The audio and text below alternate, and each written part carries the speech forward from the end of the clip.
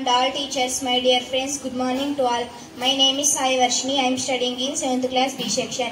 Today I am going to tell about reproduction in plants. ప్రధాన ఉపాధ్యాయులు గారికి ఉపాధ్యాయులకు నా తోటి విద్యార్థులకు ముందుగా శుభోదయం. నా పేరు టి గీతా మాధురి. నేను 7వ తరగతి ఏ సెక్షన్ చదువుతున్నాను.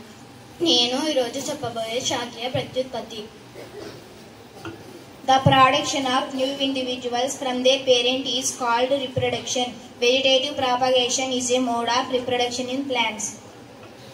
జనకతరం జీవుల నుండి కొత్త పిల్ల జీవులు ఉత్పత్తి కావడాన్ని ప్రత్యుత్పత్తి అంటారు. Vegetative propagation. It is a mode of asexual reproduction in which new plants are produced from roots, stems, leaves and buds. Since reproduction is through the vegetative parts of the plant, it is called vegetative propagation. ఇది వేర్లు, పత్రాలు మరియు మొక్కల నుండి ఒక కొత్త రకమైన మొక్కగా ఏర్పడే ఒక లైంగిక ప్రత్యుత్పత్తి. ఇది మొక్క శాఖీయ భాగాల ద్వారా ప్రత్యుత్పత్తి జరుగుతుంది కాబట్టి దీనిని శాఖీయ ప్రత్యుత్పత్తి అంటారు.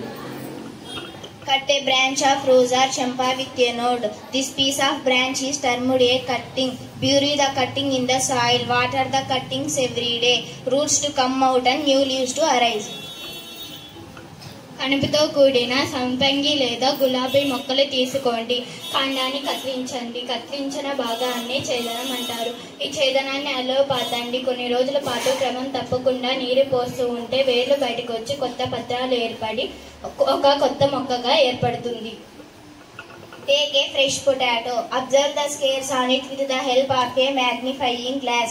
You may see the buds on them. These scales are also called eyes. Cut the potato into small portions, each with an eye, and bury them in the soil. Water them regularly for a few days. తాజా బంగాళదుంప తీసుకోండి. దానిపై గల మచ్చలను కన్నులు అంటారు. ఈ ప్రతి మొక్కకు ఒక కన్ను ఉంటుంది. అదే విధంగా బంగాళదుంపకు కొన్ని కళ్ళు ఉంటాయి. కళ్ళు నేలలో పాతినట్లయితే కొన్ని రోజుల పాటు క్రమం తప్పకుండా నీరు పోస్తూ ఉంటే అది ఒక కొత్త మొక్కగా ఏర్పడుతుంది. Bryophyllum sprout leaf plant has buds in the margins of the leaves. Each bud can give rise to a new plant.